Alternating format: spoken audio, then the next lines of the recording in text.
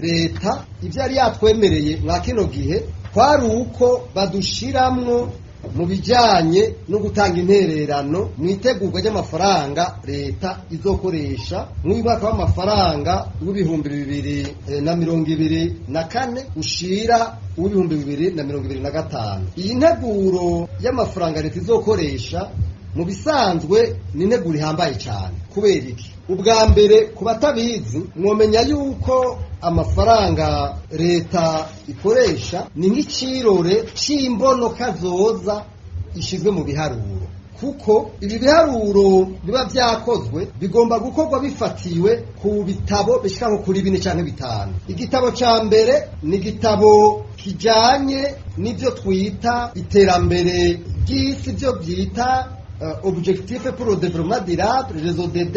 Ibi navyo ni gitabo inama mpuzamakungu ONU yashizeho kugira ngo abantu bose mu kintu kanaka baze bashobora kwigaba no kwigaburira. Igitabo ca kabiri nico bise agenda y'ubumwe bwa Afrika y'ukungene Afrika izoba yifashe mu mwaka w'ibihumbi 2033. Igitabo ca gatatu n'amasezerano ya ONU avuga kungene abantu baba kw'isi bategerezwa kubaho mu gushobora kuronka ivyo bakenera, ivyo bita Pacte international relatif aux droits économiques, sociaux et culturels. Igitabo ca kane ni yambono igihugu cihaye y'ukungene Uburundi buzoba bwifashe mu mwaka w'ibihumbi 2040 no mu mwaka w'ibihumbi 2060. Hanyuma ni igitabo kigira gatanu kivuga ukungene Uburundi bwotera imbere, ico bita plan de développement di Burundi. Ico gitabo kandi kica gikurikizwa nico twita n'abaprincipe twita budget programme.